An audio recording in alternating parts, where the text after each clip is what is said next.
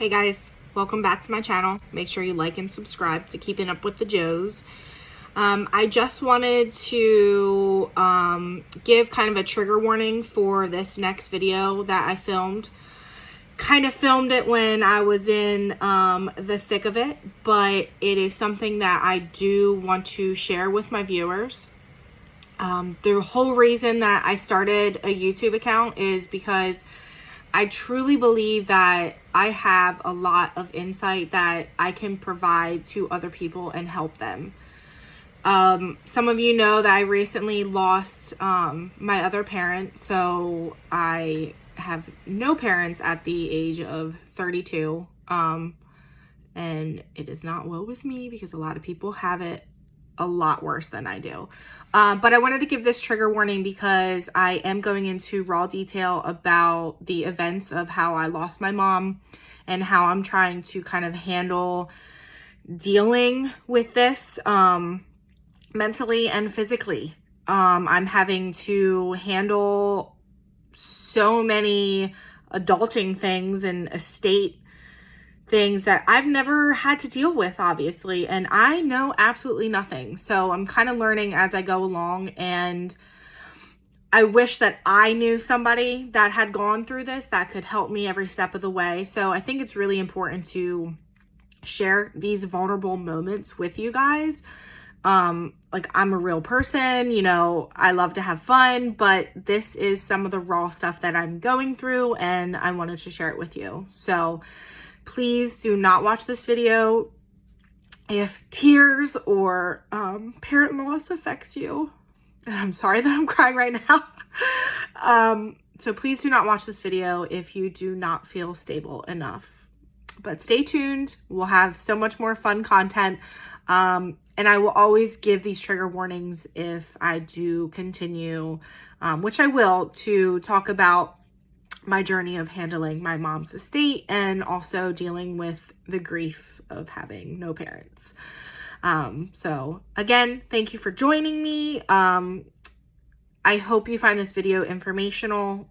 Please feel free to comment below if you guys have any questions. If anyone in your family is going through this, or if you know any friends that are going through, you know, losing somebody, I'm here. I'm here to help. I have been through it a lot. I'm not a pro at it. As you can see, I still cry about it when I talk, which is totally okay. Handle your emotions, dude. Handle your emotions. Crying is great. But comment below if you guys need anything, any support. I'm here for you. All right. I'm just gonna start talking about my intro later, I guess. So I just got back from the gym. That's why I'm all red and hot. I had leg day today. I didn't go for like 2 weeks because, you know, that womanly time, and I just did not feel good, and then I got sick, and now I'm getting over the cold. Of course, the kids always have the cold. So I'm getting ready to just do some what I call secretary work. So I have had to be a secretary for a lot of things. For myself personally, I have been dealing with the recent passing of my mom, and I am an only child, and my father passed away when I was 11. So I have so much that I've had to handle, and it's kind of a big reason why I wanted to start this channel, because I think that, like, I didn't know anything while I was going through this. I didn't know, you know, any steps to take. All I could do was just research as I went along. Knowledge is your, you know, your best tool.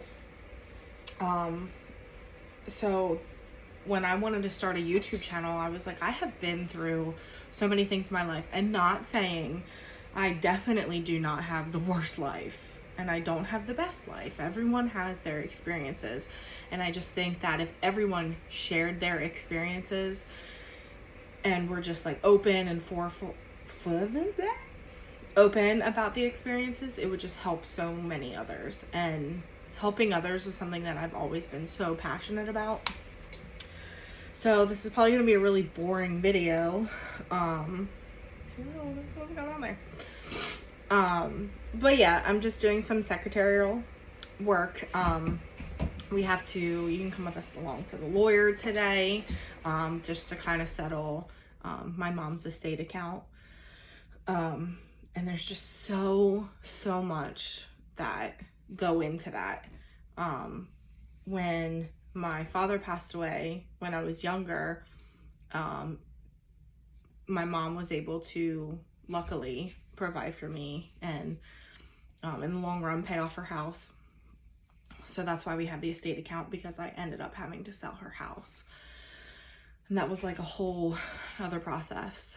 So I guess where it all started, was my mother. I'm going to try not to get emotional during this whole process, but this is real life and this is what I want to show you. But my mother had not called me. We usually talk maybe like once a week, and she would always come over every Saturday to be with her grandchildren. That was her thing. Like, her grandchildren were the reason that she was still going. She loved me, but she loved her grandchildren. I didn't talk to her all week. I had tried to call her on Wednesday, which is like usually a day that I, talk to her. She didn't text me or anything, didn't call me back. And being a mom and just having so many things on your plate, at that time I was working full time. You just, you forget things. And honestly, I didn't even realize until it was Friday that I was like, I haven't heard from my mom. So I tried calling her as soon as I got out from work.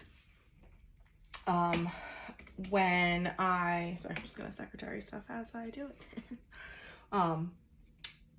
She picked up and she just sounded so terrible. And she told me that,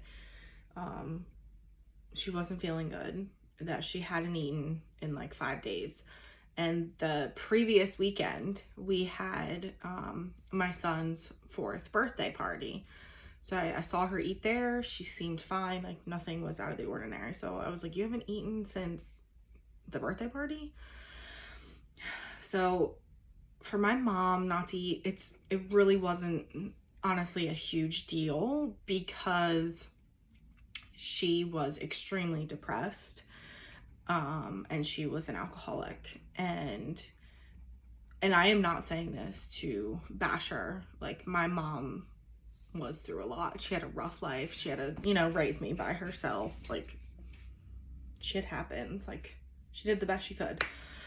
But she wasn't the healthiest. So for her to not eat, it wasn't like super surprising to me. So anyway, I had called my cousin, which she was a nurse, and I was like, hey, can you call my mom, check in on her, see if you think that I should get her like to a doctor. And my mom was a stubborn woman. She didn't believe in going to doctors. Like, she just put everything off. She's fine. Oh, who cares about me? Or, you don't care if I die. Like, she would always just say stuff like that. And I'm like, Mom, like, I want you around. So she's like, I'll go to the doctor in the morning. It's fine. I'll go to the doctor in the morning. And I was like, okay, do you promise? Meanwhile, I'm picking up my kids from daycare. Like, just got off work. I have to come home, make dinner. And like, was my focus. And I'm like, I'm going to have to drop everything and force her to go to the doctor. We live about 40 minutes away from her.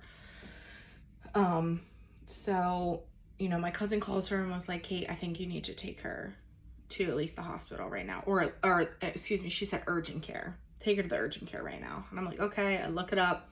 Urgent cares around her house are open until 8 o'clock or whatever. And it was like 6 o'clock. So I was like, okay, let's hurry. Get home, go to my mom's house. When I walk in to my mom's house, she was trying to get herself dressed so we could go to urgent care. And my mom was very conservative. She would never let me see her without clothes on. And I walk into her bedroom and my mom is struggling to put her clothes on. and something just hit me, and I knew that it was bad at that point, because she would never let me see her like that. She never wanted me to know that she was struggling. So at that point I had to call 911. And 911, as you know, with COVID, it's just very short staffed. I had to call twice in order for someone to pick up the phone. And it probably took them 20 minutes to get to my mom's house. And we live right down the street from a fire station and a police station. They might not be an ambulance, but they're medically trained, so they could have come. So I guess what I'm telling the 911 operator, they weren't very concerned, but I'm not a medical professional. I don't know what to tell them. I'm just telling them that she looks white. Like, she is white, she can't breathe, she cannot speak very much, and she hasn't eaten in 5 days. So I guess to them, they were like, nah, you know, we'll take our time. Ambulance comes. Kid you not, they're sitting out in their ambulance, taking sips of water. They're like talking, taking their time coming in. I was so mad, but that's besides the point. I don't blame anything on any medical professional for what I'm about to tell you. Okay, shit happens, and I fully believe that everything happens for a reason. So they come in, they're taking her vital signs, and the one EMT is like, you need to get the crash cart now. And I was like, what's wrong? And her heart rate was like all over the place. It wasn't good. And I was like, no shit, it's not good. Like, I'm not calling 911 for fun. Like, it's not good. Anyway, so they get the crash cart, they're rolling her out. At that point, my mom is able to say some words. Like, she's able to get it out. But I'm thinking, you know, like, she's just so weak. She doesn't want to talk. Her throat hurts. That's where we're going. We get to the hospital. They're running all sorts of tests. First, they find out that it is a double pneumonia. So, you know, kids are always getting sick. I'm always getting sick. I'm surprised that she didn't get COVID, even though she had all of her shots. So she must have gotten sick, didn't take care of it. I think that's how pneumonia happens. Got a double pneumonia. Okay, so like antibiotics, she'll be out in a couple days. I feel great about that. They're like, let's keep her overnight. They were doing some other scans, and some things just didn't come back right. And now that I'm not, like, she passed 2 months ago, so I have a terrible memory, and every time I try to like think back to it, I can't think of like the medical things that were actually wrong with her. But they found something else like in her blood work, and they really didn't, I don't know, some levels or something were off. But anyway, they were like, antibiotics should fix that. Let's just keep her, you know, until her pneumonia gets better. So then with the levels, they were like, we think that she's also septic. So she had sepsis. So she got such a bad infection from this double pneumonia. So they had to also start medicine for that. So again, they were just keeping her overnight. So we get to her new room. My mom is not, at this point, she is not talking at all, like whatsoever. She's coherent, like she's there with you, eyes open, awake. And then like when people are coming in, like I'm telling them, like, she's not talking. And I think they're thinking the same thing as me, like she's just so weak. So we get up to her room, and they finally have a neurologist come in, and they were like, how long has she not been speaking? And I was like, since like we brought her in, and at this point it was like 6 hours ago. And they were like, okay. And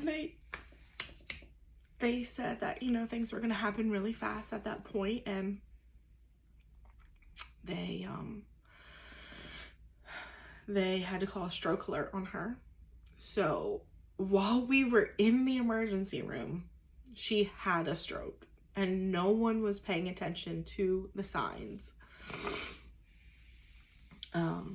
So, you know, they did all the brain scans and they found out that, I believe it was like her left side of her brain, that where she had the stroke. Shit, now I don't see. It's just so much I've been through in the past like 2 months. Anyway, it was either in the left side or it was like down the middle, but it was like one of the worst strokes that you can have. And they were telling me like there's no reason that it should have affected her speech. But at that point, like, she was not coherent. Like, she would look at me, but she wouldn't know it was me. So things moved really fast after that. You know, we knew that she had sepsis, she had a double pneumonia, and she had a stroke. At that point, she could not move her left leg. No. Her right leg. Gosh.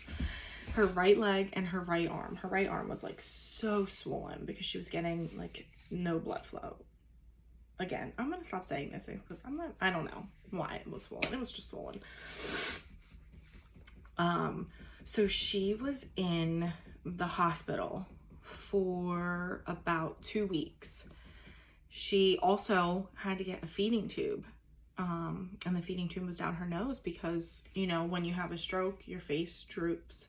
But she didn't talk, so she couldn't move any of these muscles whatsoever. So she couldn't chew her food, she couldn't eat. So they give her a feeding tube. And after 2 weeks, you can't have, you know, a nose feeding tube for much longer. You're gonna have to get something, like a feeding tube, like through your stomach. And it's just really hard to kind of overcome that, especially when, you know, you're her age and she's this super, super sick. So at that point they were like, so what do you want to do? Do you want to, you know, just see if she can eat herself, or what do you want to do next? So that's one problem that we had to, you know, determine. So then they continued to keep running labs because her blood work was not getting better, and not as much as they thought it would be.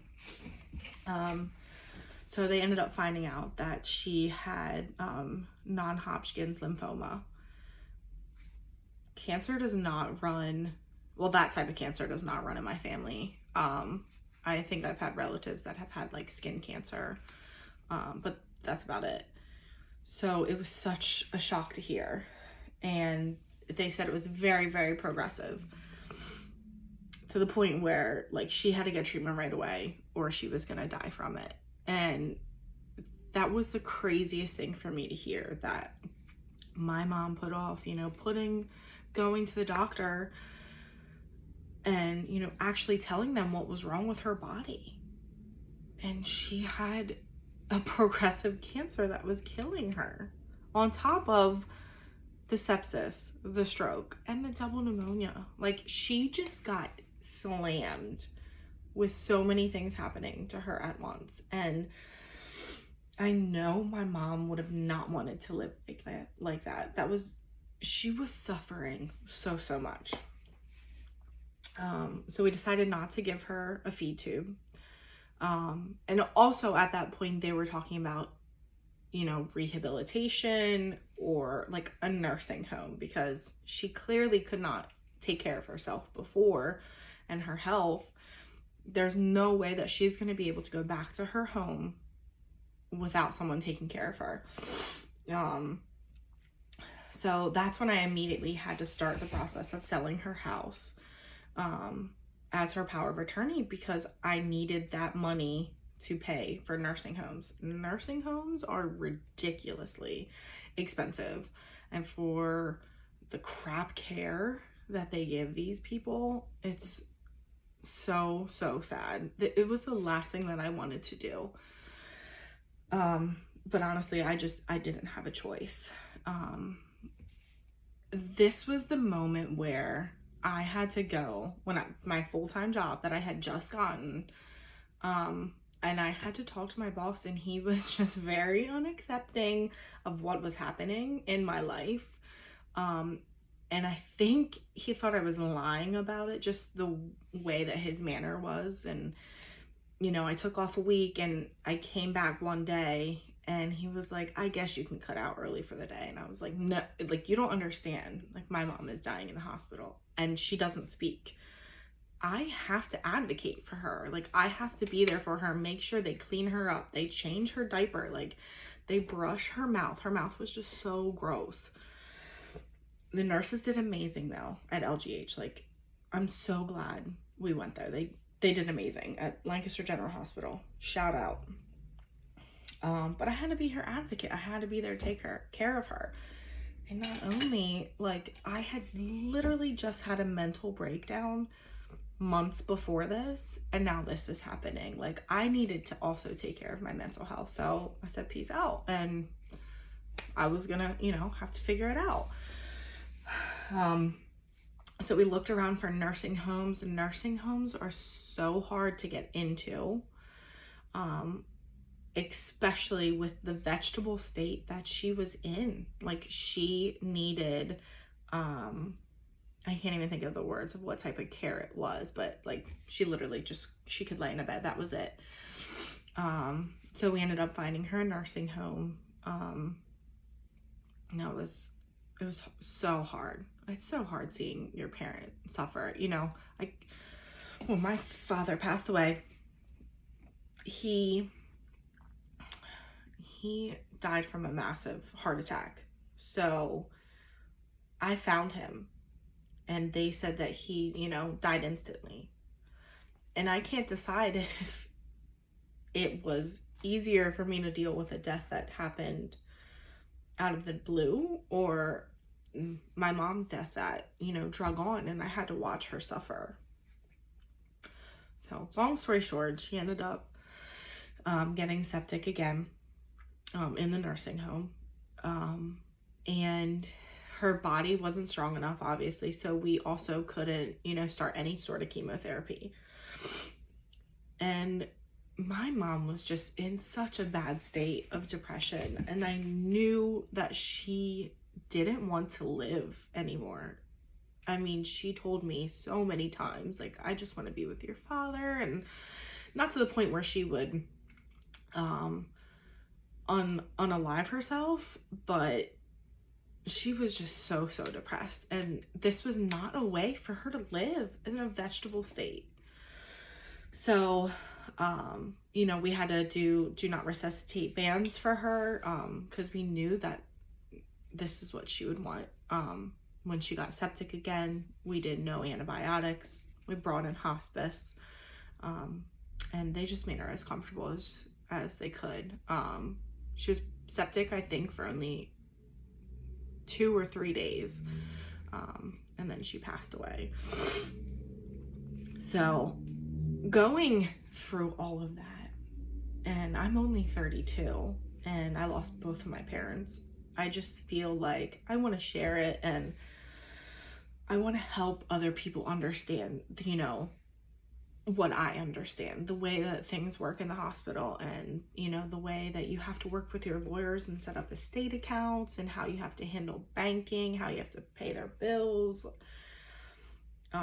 how you have to sell their house, you know, power of attorneys. Like, all of that information that I have is just stuff that I want to share with you. So today we have to go to the lawyer, and it has been, excuse me, oh look, it has actually been April, excuse me, she passed away on 4/12, 5/12, 6/12, so it's almost been 3 months since she's passed.